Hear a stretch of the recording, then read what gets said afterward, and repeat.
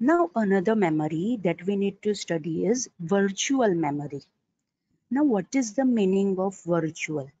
Right virtual का meaning ऐसा होता है कि फिजिकली ऐसी कोई भी चीज एग्जिस्ट नहीं करती है, हम सिर्फ ऐसा एज्यूम करते हैं कि वहां पे कोई ऐसी चीज है. That is the meaning of virtual. Again I repeat, virtual का मीनिंग क्या होता है कि फिजिकली ऐसी कोई चीज एग्जिस्ट नहीं करती है.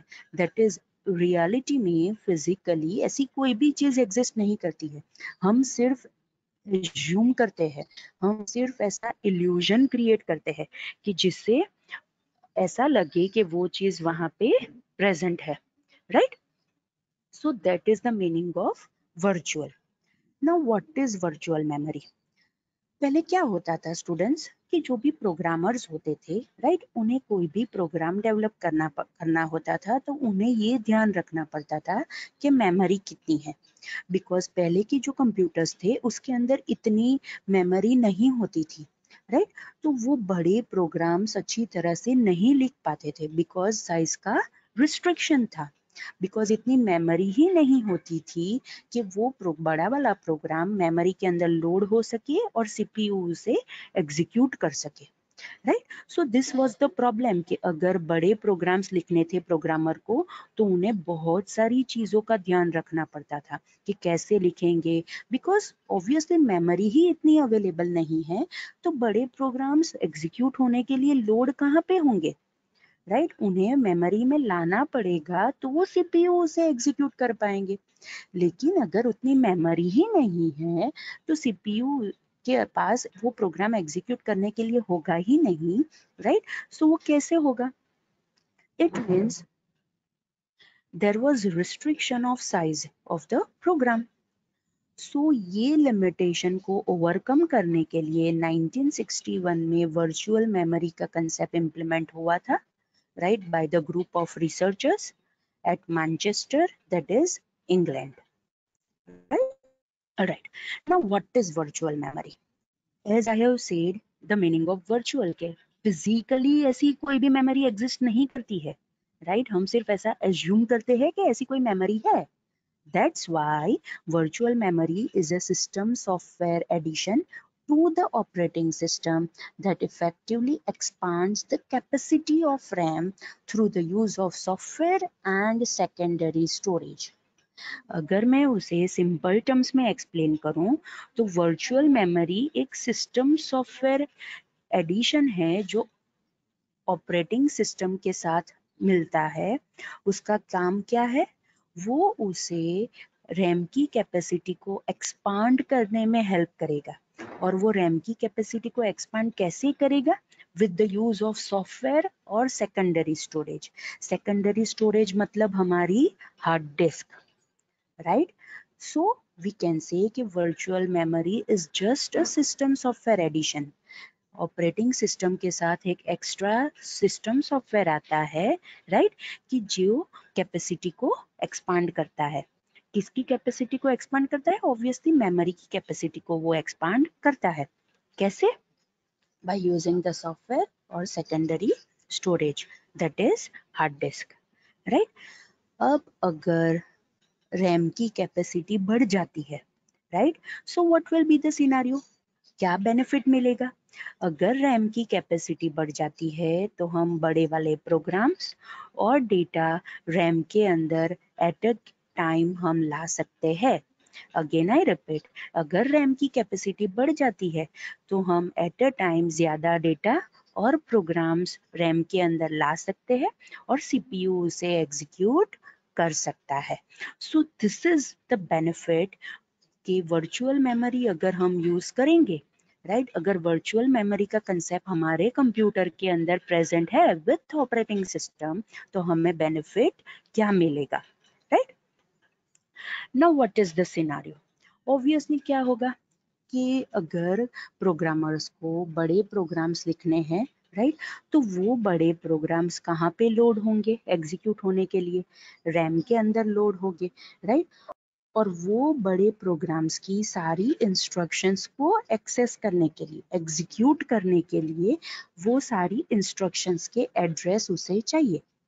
अगेन आई रिपीट, जब भी कोई भी प्रोग्राम एग्जीक्यूट होने के लिए मेमोरी के अंदर लोड होता है, राइट, वहां पे क्या होता है, जितनी इंस्ट्रक्शंस होंगी उतने डिफरेंट एड्रेसेस होंगे, राइट, मतलब वो सारे एड्रेसेस को एक्सेस करना पड़ेगा, then only that whole program will able to execute. Now what will be the scenario, हमने तो देखा कि अगर हम बीच में वर्चुअल मेमोरी ऐड कर देंगे तो रैम की कैपेसिटी बढ़ जाएगी, बट वो कैसे होगा, हम ऐसा सोच लेंगे तो अपने आप तो होगा नहीं, राइट, कुछ ना कुछ तो ऐसा लाना पड़ेगा ताकि बड़े वाले प्रोग्राम्स रैम के अंदर एग्जीक्यूट भी हो सके, राइट, और वो किसकी हेल्प से होगा, ऑब्वियसली वर्चुअल मेमोरी की हेल्प से होगा। सो दैट्स व्हाई कंप्यूटर को क्या करना पड़ेगा, कंप्यूटर को जो प्रोग्रामर्स के वर्चुअल एड्रेसेस है उसे हार्डवेयर की स्टोरेज की जो एड्रेसेस है उसके साथ मैपिंग करना पड़ेगा। अगेन आई रिपीट, जो वर्चुअल एड्रेसेस है उसे रियल एड्रेसेस के साथ मैप करना पड़ेगा, then only programmer can develop a large size programs, right, ताकि प्रोग्रामर को मेमोरी की साइज के बारे में सोचने की जरूरत ना पड़े, बिकॉज रैम छोटी है, लेकिन अगर हम वर्चुअल मेमोरी का कंसेप्ट बीच में इम्प्लीमेंट कर देंगे तो एज्यूम क्या करेंगे प्रोग्रामर के, रैम की कैपेसिटी बढ़ गई है ताकि वो बड़े प्रोग्राम भी लिख सके, right. So what is the important thing कि जब भी हम वर्चुअल मेमोरी का कंसेप्ट इम्प्लीमेंट करेंगे, राइट, तो वो कैसे इम्प्लीमेंट होगा, मेन मेमोरी और सेकेंडरी मेमोरी को कंबाइन करेंगे, राइट, यूजर को ऐसा लगना चाहिए कि उसके पास सिंगल, लार्ज और डायरेक्टली एड्रेसेबल मेमोरी है। अगेन आई रिपीट, यूजर को क्या लगना चाहिए, उसके पास सिंगल मतलब एक, लार्ज बड़ी वाली और डायरेक्टली एड्रेसेबल मेमोरी है।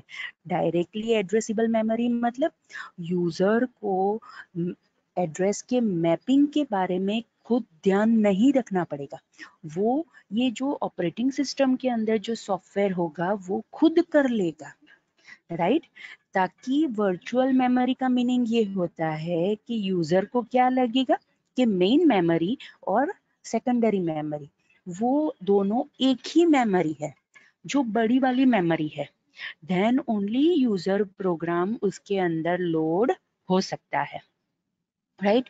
Again I repeat, user program को क्या लगना चाहिए, प्रोग्राम को ऐसा लगना चाहिए कि मेन मेमोरी और सेकेंडरी मेमोरी को कंबाइन करके जो मेमोरी बनी है वो एक ही मेमोरी है, बड़ी वाली मेमोरी है और उसे वो डायरेक्टली एड्रेस कर सकता है, right, then only user program will able to load within that memory, right, okay, now what is the thing, हमने ये तो पढ़ा कि ओके रैम मेमोरी होती है और हार्ड डिस्क होती है, राइट, सी हमारे पास रैम है, राइट, दैट इज जो मेन मेमोरी हम कहते हैं जिसके अंदर से सीपीयू इंस्ट्रक्शन लेके एग्जीक्यूट कर सकता है, लेकिन हमने पढ़ा कि हमें वर्चुअल मेमोरी इंप्लीमेंट करनी है। वर्चुअल मेमोरी कैसे इंप्लीमेंट कर सकते हैं, जो हार्ड डिस्क है, राइट, हार्ड डिस्क और रैम दोनों अगर मिल जाए तो वर्चुअल मेमोरी इंप्लीमेंट कर सकते हैं, but what is the scenario, actual क्या है, सीपीयू तो सिर्फ रैम को ही एक्सेस कर सकता है। अगेन आई रिपीट, सीपीयू तो सिर्फ रैम को ही एक्सेस कर सकता है। अब क्या करना पड़ेगा, जब भी कोई भी बड़े बड़े प्रोग्राम को एग्जीक्यूट होना है, राइट, तो रैम के अंदर जितनी कैपेसिटी है पहले उतना प्रोग्राम रैम के अंदर लोड होगा, राइट, सीपीयू का एग्जीक्यूशन भी स्टार्ट होगा, जैसे जैसे इंस्ट्रक्शंस एग्जीक्यूट होते जाएंगे रैम के अंदर, राइट, फिर क्या होगा, जो बाकी का जो प्रोग्राम है, राइट, ऑब्वियसली प्रोग्राम बड़ा था तो रैम के अंदर जितना आया वो तो हमने रैम के अंदर लोड कर दिया, लेकिन बाकी का जो प्रोग्राम था वो हार्ड डिस्क के ऊपर जो हमने वर्चुअल मेमोरी एज्यूम की है, राइट, वहां पे है, अब क्या होगा, रैम के अंदर जो भी इंस्ट्रक्शंस एग्जीक्यूट होते जा रहे हैं, राइट, अब सीपीयू को क्या चाहिए, बाकी का पार्ट चाहिए, जो कहाँ पे है, वो ये वर्चुअल मेमोरी के अंदर है बाकी का पार्ट। अब क्या करना पड़ेगा, अब ये जो बाकी का पार्ट जो वर्चुअल मेमोरी के अंदर है वो रैम के अंदर लाना पड़ेगा, और रैम के अंदर जो पार्ट है वो हमें वर्चुअल मेमोरी के अंदर ले जाना पड़ेगा, right. So this concept is known as swapping. Again, I repeat, this concept is known as swapping, right? और ये जितने size of data, right, at a time read हो सकते हैं, right? More precise, we can say the amount of data in units is read in a fixed byte size या फिर number of bytes, and that is known as pages. मतलब जो भी number of bytes at a time read होते हैं, right, that is known as page, operating system के concept के अंदर, मेमोरी के कंसेप्ट के अंदर, राइट। एंड ये जो प्रोसेस होती है कि जो भी बड़ा प्रोग्राम है, राइट, ये बड़ा वाला program is divided into number of pages, because ये जो इतने जो नंबर ऑफ बाइट्स है, राइट, वो एट अ टाइम रीड हो सकते हैं, राइट। दैट्स वाई ये जो प्रोसेस है, right, this process is known as paging, कि हम क्या करते हैं, ये जो बड़ा वाला प्रोग्राम है उसे फिक्स साइज ऑफ पेज के अंदर डिवाइड करते हैं, बिकॉज ये जो फिक्स साइज ऑफ पेज होता है, राइट, वो ही उतने ही बाइट्स हम एट अ टाइम ट्रांसफर कर सकते हैं या फिर एट अ टाइम रीड कर सकते हैं, राइट। अब क्या होगा, फॉर एग्जाम्पल रैम के अंदर फर्स्ट 3 पेजेस हमने लोड कर दिए। अगेन आई रिपीट, रैम के अंदर हमने फर्स्ट 3 पेजेस लोड कर दिए। अब सीपीयू ने, और बाकी की ये जो 3 पेजेस है वो हमने कहाँ पे स्टोर किए, वर्चुअल मेमोरी के अंदर स्टोर किए, राइट। अब सीपीयू ने एग्जीक्यूशन करना स्टार्ट किया, रैम में से इंस्ट्रक्शन ली, एग्जीक्यूशन किया, दूसरी इंस्ट्रक्शन ली, एग्जीक्यूशन किया। Now what will be the scenario, जो 3 पेजेस रैम के अंदर थे वो तो एग्जीक्यूट हो गए, अब उसे बाकी के पेजेस चाहिए, राइट। वो अब वो कहाँ से लाना पड़ेंगे, वर्चुअल मेमोरी में से लाने पड़ेंगे, और ऑब्वियसली वो कैसे आएंगे, अगर रैम के अंदर स्पेस होगी तो वो पेजेस वर्चुअल मेमोरी में से रैम के अंदर आएंगे। सो वो कैसे होगा, रैम में से जो पेजेस है वो पहले जो भी इंस्ट्रक्शन है वो यहाँ पे ट्रांसफर होगी, राइट, और वर्चुअल मेमोरी के अंदर जो भी इंफॉर्मेशन है वो रैम में ट्रांसफर होंगी, right. And this concept is known as swapping. Again I repeat, this concept is known as swapping, कि ये जो सारी चीजें मैनेज करने के लिए जो डेटा ट्रांसफर करने पड़ेंगे, that is known as swapping. And obviously वहां पे ओरिजिनल एड्रेस और वर्चुअल एड्रेस का भी ध्यान रखना पड़ेगा, because virtual address should be mapped with original address, तो ही ये सारी चीजें पॉसिबल होगी। And RAM is known as active storage, because वहां से सीपीयू इंस्ट्रक्शन लेंगे और उसे एग्जीक्यूट करेंगे। And hard disk is known as passive storage, because वो डायरेक्टली सीपीयू से एक्सेसिबल नहीं है, जब भी उसकी यूज होगी, हार्ड डिस्क को यूज करने की जरूरत पड़ेगी तभी वो यूज होगा, राइट। ऑल राइट, नाउ जैसे हमने कैश मेमोरी के अंदर कैश मिस देखा था, right, what was the concept, कि अगर सीपीयू कैश मेमोरी के पर्टिकुलर लेवल ऑफ कैश के अंदर से इंफॉर्मेशन ढूंढने जाता है और उसे इंफॉर्मेशन नहीं मिलती है, then that was known as cache miss. Likewise अगर प्रोसेसर मेमोरी के अंदर से कोई भी डेटा ढूंढने जाता है और वो नहीं मिलता, then that is known as page fault, right. Again I repeat, अगर प्रोसेसर मेमोरी के अंदर से कोई भी डेटा ढूंढने जाता है और उसे वो डेटा नहीं मिलता, then that is known as page fault, right. और जब भी पेज फॉल्ट होता है, right, memory support program active होता है और वो क्या करेगा, वो स्वैपिंग करेगा, ताकि जो डेटा सीपीयू को नहीं मिला है, जो डेटा प्रोसेसर को नहीं मिला है, उसे वो डेटा मेमोरी के अंदर लाना पड़ेगा। और ये सारी चीजों को करने के लिए टेम्पररीली वो प्रोग्राम होल्ड पे जाएगा, राइट। वर्चुअल मेमोरी में से जो पार्ट के डेटा लाने हैं वो सिलेक्ट होंगे, राइट। कंटेंट टेम्पररीली डिस्क के ऊपर सेव होंगे, राइट। और जो स्वैपिंग करने की ज़रूरत है, मेमोरी के अंदर जो डेटा लाने की ज़रूरत है, वो मेमोरी के अंदर डेटा आएंगे, right. And this concept is known as swapping out. What is swapping out? The support program selects some part of virtual memory currently in real memory. मतलब रियल मेमोरी के अंदर से जो भी डेटा हमें लाने हैं वर्चुअल मेमोरी के अंदर, वो सपोर्ट प्रोग्राम सिलेक्ट करेगा and saves its content temporarily on the disk. वो जो सिलेक्ट किया हुआ पार्ट है वो टेम्पररीली डिस्क के ऊपर सेव करेगा, राइट. टेम्पररीली वो डिस्क के अंदर सेव करेगा. This concept is known as swapping out.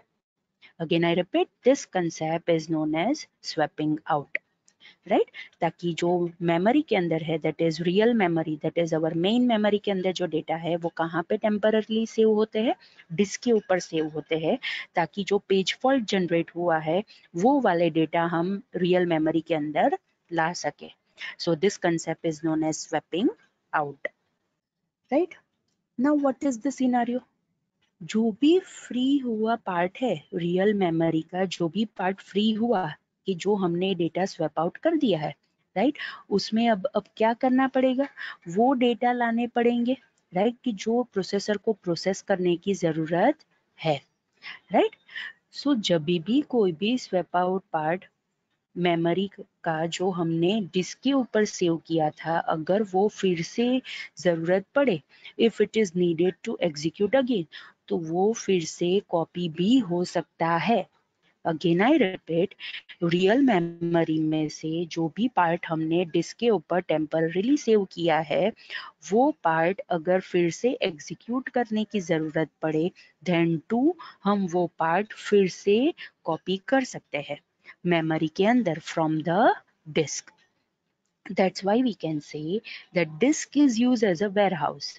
warehouse का मीनिंग क्या होता है, हम ऐसा कह सकते हैं कि एक ऐसा स्टोरेज एरिया है कि जहाँ पे हम जो करंटली यूज्ड चीजें नहीं हैं वो हम वहाँ पे रख सकते हैं. लाइकवाइज हम डिस्क को भी हम वेयरहाउस के टर्म्स में यूज कर सकते हैं. So that's why we can say the disk is used as a warehouse, storing the part of virtual memory that aren't in current use. Current use में जो भी पार्ट नहीं है उसे स्टोर करने के लिए डिस्क को हम वेयरहाउस के हिसाब से यूज कर सकते हैं, राइट. नाउ क्या होगा, हमने देखा कि रियल मेमोरी के अंदर जो डेटा नहीं है, राइट, एग्जीक्यूट करने के लिए वो हमें लाने पड़ेंगे. और रियल मेमोरी के अंदर हमें पहले तो स्पेस क्रिएट करनी पड़ेगी तो ही हम ला सकते हैं. तो हम रियल मेमोरी में से डेटा स्वैप आउट करते हैं, दूसरे डेटा स्वैप इन करते हैं, राइट. ये सारी चीज़ों में बहुत सारा टाइम वेस्ट होता है. So that is known as threshing.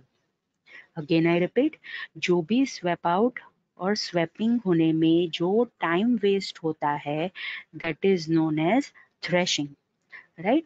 और ये सारी चीज़ों को बैलेंस करना पड़ेगा, राइट. बहुत सारा टाइम वेस्ट नहीं हो सकता, राइट. वर्चुअल मेमोरी अगर हमें यूज़ करनी है, राइट, तो हमें वहाँ पे बैलेंसिंग करना पड़ेगा.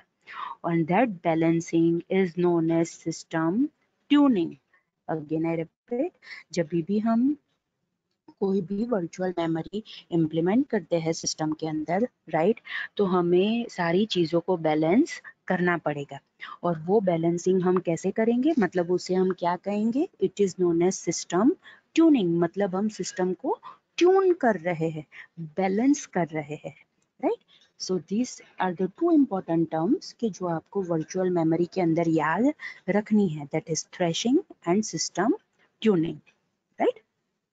सो स्टूडेंट्स, हमने वर्चुअल मेमोरी के बारे में क्या पढ़ा, पहले तो हमने देखा कि वर्चुअल मेमोरी की ज़रूरत क्यों पड़ी, कि पहले जो अर्लियर डेज थे वहाँ पे प्रोग्रामर को अगर जो भी प्रोग्राम बनाने हैं तो उन्हें ये ध्यान रखना पड़ता था कि मेमोरी कितनी है, उसके हिसाब से उन्हें प्रोग्राम बनाने थे।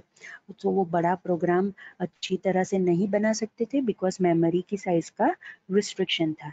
सो ये लिमिटेशन को रिमूव करने के लिए वर्चुअल मेमोरी का कंसेप्ट आया, right. So as the name says virtual memory कोई ऐसी फिजिकल मेमोरी नहीं है, इट इज जस्ट कि सिस्टम सॉफ्टवेयर एडिशन है जो ऑपरेटिंग सिस्टम के साथ बनाया गया है ताकि क्या हो सके, रैम की कैपेसिटी एक्सपांड कर सके। लेकिन कैसे होगी, सॉफ्टवेयर और secondary storage that is hard disk का यूज करके, ताकि क्या हो सके, what will be the scenario, RAM के अंदर एट अ टाइम ज्यादा डेटा और प्रोग्राम वहां पे रख सके, राइट। सो जब से ये वर्चुअल मेमोरी का कंसेप्ट आया, प्रोग्रामर को रैम की साइज या फिर मेन मेमोरी की साइज ध्यान में रखने की ज़रूरत ही नहीं है बिकॉज उन्हें बहुत सारी जो सेकेंडरी स्टोरेज की जो स्पेस थी वो अवेलेबल हो जाती थी as a virtual memory. But उन्हें क्या ध्यान रखना पड़ता था, मतलब कंप्यूटर को क्या ध्यान रखना पड़ेगा कि जो भी वर्चुअल एड्रेस है और जो रियल एड्रेस है उसे मैप करने की ज़रूरत पड़ती थी, लेकिन वो तो कंप्यूटर सिस्टम खुद कर लेता था, right. That's why programmers were able to develop large size program, right. और जब भी हम वर्चुअल मेमोरी का कंसेप्ट इंप्लीमेंट करेंगे, मेन मेमोरी और secondary memory will be considered as a one single directly addressable memory by the user program, right. फिर हमने देखा what is swapping, right. Swapping का मीनिंग होता है कि रियल मेमोरी के अंदर जो भी डेटा अवेलेबल नहीं है एग्जीक्यूट होने के लिए तो वो डेटा हमें लाने पड़ेंगे। तो रियल मेमोरी के अंदर दैट इज मेन मेमोरी के अंदर हमें स्पेस क्रिएट करनी पड़ेगी, राइट। सो स्पेस क्रिएट करते हैं ताकि रैम के अंदर जो डेटा है वो हम बाहर भेजेंगे और दूसरे डेटा हम लाएंगे। This concept is known as swapping, right. Now जो भी डेटा हम ला सकते हैं, जो भी डेटा रीड हो सकता है, जो it is in terms of bytes और वो फिक्स साइज है and that is known as pages. और ये जो हम हमारे प्रोग्राम को नंबर ऑफ पेजेस के अंदर डिवाइड करते हैं, that concept is known as, that process is known as paging, right. जब भी प्रोसेसर मेमोरी के अंदर कोई भी डेटा ढूंढने जाता है और उसे वो डेटा नहीं मिलता है तो वो पेज फॉल्ट जनरेट करता है। और पेज फॉल्ट को हैंडल कौन करेगा, मेमोरी सपोर्ट प्रोग्राम हैंडल करेगा। कैसे हैंडल करेगा, टेम्पररी प्रोग्राम को होल्ड पे रखेगा, जो भी डेटा की जरूरत है वो डेटा लाने के लिए रियल मेमोरी में से डेटा स्वैप आउट करेगा, राइट। जो डेटा है दूसरे वो स्वैपिंग करेगा, right. So that is known as swapping out, कि जब भी डेटा बाहर जाता है that is known as swapping out, और जो नया डेटा आता है that is known as swapping in, right. और अगर जो डेटा स्वैप आउट हुआ है वो भी फिर से जरूरत पड़े then to we will able to copy it back from the disk, and we need to remember over here disk is used as a warehouse, right। now जो भी स्वैपिंग और स्वैप आउट में जो टाइम वेस्ट हुआ है that term is known as threshing, उसे क्या कहते हैं, threshing, right। and जब भी हम वर्चुअल मेमोरी इंप्लीमेंट करेंगे, राइट, सिस्टम को सेंसिटिव बैलेंसिंग करने की जरूरत पड़ेगी and that is known as system tuning, right. So these are the different terms के जो आपको वर्चुअल मेमोरी के बारे में याद रखना है। Now let's see the comparison between cache memory and virtual memory. Comparison अगर आपको कोई बोले तो वहां पे आपको सिमिलैरिटी भी दिखानी है और डिफरेंसेस भी दिखाने हैं। Again, I repeat, comparison between cache memory and virtual memory is the topic. और अगर कोई कंपैरिजन पूछे तो आपको वहां पे सिमिलैरिटी भी दिखानी है और डिफरेंसेस भी दिखाने हैं, राइट। सो कैश मेमोरी और वर्चुअल मेमोरी के बीच में सिमिलैरिटी क्या है, both are temporary storage devices, right. उसके अंदर डेटा परमानेंटली नहीं रहते हैं and both are concept to implement. Concept to implement का मीनिंग क्या होता है, अगर हम वो कंसेप्ट को इम्प्लीमेंट करेंगे हमारे कंप्यूटर सिस्टम के अंदर तो हमें वो मिलेगा, अगर हम नहीं मिलकर इम्प्लीमेंट करेंगे तो हमें उसका बेनिफिट नहीं होगा, लेकिन इससे कंप्यूटर वर्क करना बंद नहीं हो जाएगा, right. So these are the similarities. अगर हम डिफरेंसेस की बात करें तो हमने देखा कि वर्चुअल मेमोरी इज वर्चुअल, मतलब ऐसी कोई फिजिकल मेमोरी नहीं है, हम सिर्फ एज्यूम करते हैं कि ऐसी कोई मेमोरी होगी, right. And cache memory is physical memory, मतलब एक ऐसी मेमोरी चिप होती है जो हमें वहां पे अटैच करनी पड़ेगी, राइट। अगर हम कैश मेमोरी की बात करें तो वो कहाँ पे है, सीपीयू और मेन मेमोरी के बीच में है। और अगर हम वर्चुअल मेमोरी की बात करें तो वो कहाँ पे है, हम ऐसा कह सकते हैं कि वो main memory, that is primary memory, और हार्ड डिस्क के बीच में है, राइट। देन अगर कैश मिस होता है, मतलब सीपीयू अगर कैश के अंदर डेटा ढूंढने जाता है और अगर उसे नहीं मिलता, तो वो हैंडल कौन करेगा, cash controller circuitry which is an hardware, वो उसे हैंडल करेगा, राइट। लेकिन अगर वर्चुअल मेमोरी के टर्म्स में पेज फॉल्ट जनरेट होता है, राइट, ताकि सीपीयू को अगर कोई इंफॉर्मेशन एग्जीक्यूट करने के लिए मेमोरी में ढूंढने जाता है और उसे नहीं मिलता है, then that is known as page fault. और वो हैंडल कौन करेगा, ऑपरेटिंग सिस्टम उसे हैंडल करेगा। मीन्स अगर कैश मिस होता है तो कैश कंट्रोलर सर्किटरी उसे हैंडल करती है विच इज एन हार्डवेयर। और अगर पेज फॉल्ट जनरेट होता है तो ऑपरेटिंग सिस्टम उसे हैंडल करता है which is software, right. And another thing is page size, मतलब एट ए टाइम जो डेटा रीड होते हैं, that is number of bytes, right. Virtual memory के टर्म्स में जो रीड होते हैं it is greater than block size. Block size क्या है कि एट ए टाइम कैश में से कितना बाइट रीड हो सकता है, that is known as block size. तो ऑब्वियसली ब्लॉक साइज छोटी होगी बिकॉज कैश मेमोरी छोटी है, और पेज साइज बड़ी होगी बिकॉज हमारे पास मेमोरी ज्यादा है, right. So this is the differences between cache memory and virtual memory, right? So comparison के अंदर हमने similarities भी देखी और differences भी देखे, right? So students, this is the end of unit 2, right? Actual end of unit 2 के जो आपके syllabus के हिसाब से है, right? Okay. अब अगर आपको कोई डाउट है तो आप मुझे पूछ सकते हो और उसके बाद हम हमारा लेक्चर एंड करेंगे।